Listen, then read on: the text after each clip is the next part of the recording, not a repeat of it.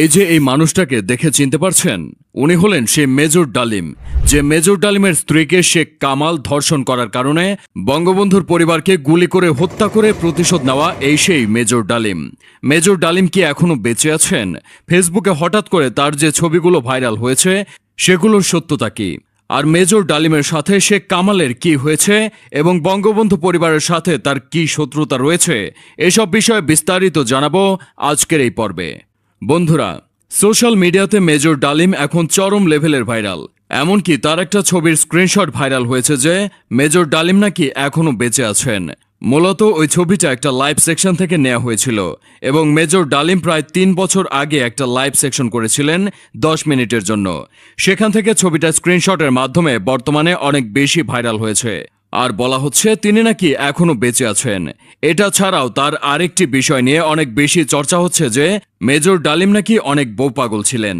এমনকি এটাও বলা হচ্ছে যে মেজর ডালিমের স্ত্রী নিম্মিকে নাকি বঙ্গবন্ধুর ছেলে শেখ কামাল তুলে নিয়ে গিয়ে ধর্ষণ করেছিল, যার প্রতিশোধ নেওয়ার জন্য মেজর ডালিম 15ই আগস্ট একটা অপারেশনের মাধ্যমে বঙ্গবন্ধুকে সপরিবারে হত্যা করেছিলেন। হ্যাঁ, এটা সত্য যে 15ই আগস্ট বঙ্গবন্ধুর সম্পূর্ণ পরিবারকে হত্যা করা হয়েছিল, কিন্তু এটা কি সত্য যে মেজর ডালিমের স্ত্রীকে তুলে নিয়ে গিয়ে ধর্ষণ করার অপরাধে মেজর ডালিম বঙ্গবন্ধুকে সপরিবারে হত্যা করেছিল? এখন আমি যদি এটা এক কথায় উত্তর দিতে চাই তাহলে আমি বলবো একদমই না। এটা কিন্তু আমার কথা না, এটা কার কথা সেটাও আমি আপনাদের সামনে বলছি, তাহলেই আপনারা বিষয়টা বুঝতে পারবেন। তবে একথা সত্য যে মেজর ডালিমের স্ত্রী আসলে অপহরণ হয়েছিলেন। এটার মূল কাহিনী কি আসলে সেটাও আমি আপনাদেরকে বলবো। তাহলে চলুন প্রথমে আমরা মেজর ডালিম সম্পর্কে কিছু গুরুত্বপূর্ণ তথ্য জেনে আসি। যাকে আপনারা মেজর ডালিম নামে চেনেন, এর সম্পূর্ণ নাম হচ্ছে শরীফুল হক ডালিম, যিনি জন্মগ্রহণ করেছিলেন 1946 সালে। মুক্তিযুদ্ধের সময় তার অসাধারণ অবদানের জন্য তাকে বীর উত্তম খেতাব দেওয়া হয়েছিল। কিন্তু তিনি যার নেতৃত্বে যুদ্ধ করেছিলেন তার সম্পূর্ণ পরিবারকে হত্যা করার কারণে সবকিছুই তিনি হারিয়েছেন। তিনি বঙ্গবন্ধুকে সপরিবারে হত্যা করার পর নিজেই বাংলাদেশ বেতারে সেটার বর্ণনা দিয়েছেন।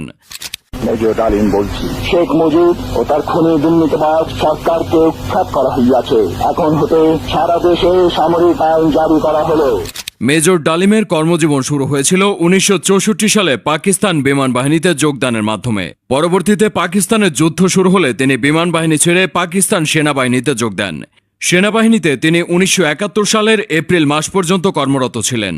বাংলাদেশের সাথে পাকিস্তানের যুদ্ধ শুরু হলে তিনি 1971 সালের এপ্রিল মাসে পাকিস্তান সেনাবাহিনী থেকে পালিয়ে বাংলাদেশে এসে বাংলাদেশের পক্ষ নিয়ে যুদ্ধ করতে শুরু করে। মুক্তিযুদ্ধের সময় তার এই অসামান্য সাহসী পদক্ষেপের জন্য এবং যুদ্ধ করার জন্য তাকে বীর উত্তম খেতাব দেওয়া হয়েছিল। এরপর 1975 সালে বঙ্গবন্ধুকে সপরিবারে হত্যা করার নেপথ্যে তিনি জড়িত ছিলেন। মূলত তারা 12ই আগস্ট ঠিক করেছিলেন যে 15ই আগস্ট বঙ্গবন্ধুকে সপরিবারে উৎখাত করা হবে। কিন্তু কেন 15ই আগস্টকে তারা নির্বাচন করেছিলেন সেটার একটা কৌশলগত কারণ জানা যায়। 15ই আগস্ট ছিল ঢাকা বিশ্ববিদ্যালয়ের একটা অনুষ্ঠান, যার কারণে আইনশৃঙ্খলা বাহিনীর সকলেই সেদিকে বেশি তৎপর ছিল। এমনকি শেখ মুজিবরের রক্ষী বাহিনীকে ঢাকা বিশ্ববিদ্যালয়ের টহল দেওয়ার জন্য সেখানে পাঠিয়ে দেওয়া হয়েছিল। অপরদিকে ভারত 15ই আগস্ট তাদের স্বাধীনতা দিবস পালনের জন্য ব্যস্ত থাকবে। এই সকল সমীকরণকে মিলিয়েই তারা 15ই আগস্টকে হামলার জন্য বেছে নিয়েছিল। এরপর মেজর ডালিম বাংলাদেশের উচ্চ পর্যায়ে বিলাসবহুল জীবনযাপন করতে থাকে। এরপর 1988 সালে তাকে রাষ্ট্রদূত হিসেবে কেনিয়ায় পাঠিয়ে দেওয়া হয়েছিল। এরপর তিনি জাতিসংঘের শান্তিরক্ষা মিশনে সোমালিয়ার দায়িত্ব পালন করেন। এরপর 1995 সালে তিনি এই চাকরি থেকে অবসর নেন। এরপর আওয়ামী লীগ সরকার গঠন করার আগেই তিনি দেশ ছেড়ে পালিয়ে যান। তারপর মেজর ডালিমকে আর তেমনটা দেখা যায়নি। তিনি কোথায় আছেন সেটাও কেউ জানে না। তবে সোশ্যাল মিডিয়াতে মেজর ডালিমের যে ছবিটি আপনারা দেখতে পাচ্ছেন সেটা 3 বছর আগে একটা লাইভ সেশন থেকে নেওয়া হয়েছিল। সেই থেকে সকলেই ধারণা করছে যে মেজর ডালিম নাকি এখনো বেঁচে আছেন, কিন্তু তিনি এখন কোথায় আছেন তার সঠিক তথ্য কেউ জানে না। ধারণা করা হচ্ছে তিনি ইউরোপের কোথাও তার পরিচয় গোপন করে বসবাস করছেন। তাহলে চলুন এখন মেজর ডালিমের স্ত্রীকে অপহরণ করে ধর্ষণ করার তথ্যটি সোশ্যাল মিডিয়াতে আপনারা যে দেখতে পাচ্ছেন সেটার আসল কাহিনীটা কি তার বিস্তারিত জানা যাক। সোশ্যাল মিডিয়াতে যেমনটা বলা হচ্ছে শেখ কামাল নাকি মেজর ডালিমের স্ত্রীকে তুলে নিয়ে গিয়ে ধর্ষণ করেছিল। আমি জানি না এই মিথ্যা তথ্য দিয়ে কিভাবে ফুটে উঠল। এখন আপনি আমাকে প্রশ্ন করতে পারেন যে আমি কিভাবে জানলাম যে তথ্যটি একদমই মিথ্যা। আমি এই তথ্যটিকে একদম মিথ্যা বলছি এই কারণে যে মেজর ডালিমের স্ত্রী নিমকিকে তুলে নিয়ে গিয়ে শেখ কামাল ধর্ষণ করেছিল, এই কথাটি যে সম্পূর্ণ মিথ্যা এটা বলেছেন স্বয়ং মেজর ডালিম নিজেই। জি হ্যাঁ, মেজর ডালিমের প্রকাশিত 2001 সালের একটি বই, যা দেখেছি, যা বুঝেছি, যা করেছি। এই বইয়ের ভিতরে মেজর ডালিম নিজের সম্পূর্ণ ঘটনাটি উল্লেখ করেছেন। মূলত ওই দিন কি ঘটেছিল সেটার সম্পূর্ণ তথ্য এই বইতে তুলে ধরেছেন। ওই দিন শুধুমাত্র মেজর ডালিমের স্ত্রী নয়, বরং মেজর ডালিমকেও অপহরণ করা হয়েছিল। তখন তিনি ওই বইটি লিখছিলেন। এই ঘটনাটি ঘটেছিল 1974 সালের মাঝামাঝি সময়ে। সে সময় মেজর ডালিমের খালাতো বোনের বিয়ের অনুষ্ঠান চলছিল ঢাকার লেডিস ক্লাবে। ঠিক সেই সময় মেজর ডালিমের শ্যালকের সঙ্গে তৎকালীন সময়ে আওয়ামী লীগের অনেক বড় একজন নেতা এবং রেড ক্রসের চেয়ারম্যান গাজী গোলাম মোস্তফার কিছু ছেলেদের সঙ্গে একটু ঝামেলা বাঁধে। এখানে গাজী গোলাম মোস্তফার কিছু ছেলেপেলেরা মেজর ডালিমের শ্যালকের পেছন থেকে চুল ধরে টান দিয়েছিল, যার ফলে মেজর ডালিমের শ্যালকের সঙ্গে গাজী গোলাম মোস্তফার ছেলেদের সঙ্গে কথা কাটাকাটি লেগে যায় এবং এক পর্যায়ে মেজর ডালিমের শ্যালক গাজী গোলাম মোস্তফার ছেলেদের সেই অনুষ্ঠান থেকে বের করে দেয়। তখন আওয়ামী লীগের সেই ছেলেরা নিজেদের ক্ষমতা দেখানোর জন্য সম্পূর্ণ ঘটনাটি গাজী গোলাম মোস্তফাকে বলে। সঙ্গে সঙ্গে গোলাম মোস্তফা দেশীয় অস্ত্র এবং গাড়ি নিয়ে সেখানে চলে আসে। তারপর তারা মেজর ডালিমকে সেই গাড়িতে তুলে নিয়ে যাচ্ছিল। ঠিক সেই সময় মেজর ডালিমের স্ত্রী এবং মেজর ডালিমের শাশুড়ি বলে, যদি মেজর ডালিমকে তুলে নেওয়ার হয় তাহলে আমাদেরকেও তুলে নিতে হবে। ঠিক তখন গাজী গোলাম মোস্তফা মেজর ডালিমের সাথে মেজর ডালিমের স্ত্রী এবং তার শাশুড়িকেও তুলে নিয়ে যায়। তারপর মেজর ডালিম দেখল তাদেরকে যে গাড়িতে তুলে নেওয়া হচ্ছিল সেটা যাচ্ছিল রক্ষী বাহিনীর ক্যাম্পের দিকে। তখনই তিনি বুঝে গিয়েছিলেন সেখানে তাদেরকে নিয়ে যাওয়া হলে তাদের কি অবস্থা হতে পারে। মেজর ডালিম সহ তার পরিবার যে সেখানে নিয়ে গেলে তারা শেষ হয়ে যাবে এটা তিনি ভালোভাবে বুঝতে পেরেছিলেন। তখন মেজর ডালিম বুদ্ধি খাটিয়ে বলেছিলেন, গাজী গোলাম মোস্তফা, আপনি যে আমাদেরকে তুলে নিয়ে আসেন এটা কিন্তু সেই সময় পাবলিক স্বচক্ষে দেখেছেন। তখন গাজী গোলাম মোস্তফা গাড়িটি ঘুরিয়ে ধানমন্ডি 32 নম্বর বাড়িতে শেখ মুজিবুর রহমান তৎকালীন সরকার ছিলেন সেখানে নিয়ে যাওয়া হয়েছিল।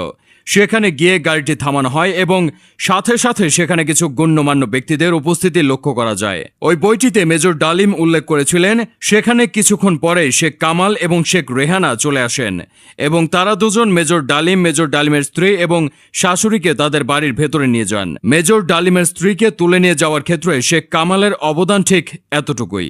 বরং এই ঘটনার সাথে শেখ কামালের কোনো সম্পৃক্ততাই নেই, বরং সম্পূর্ণ ঘটনাটির নেপথ্যে ছিলেন গাজী গোলাম মোস্তফা।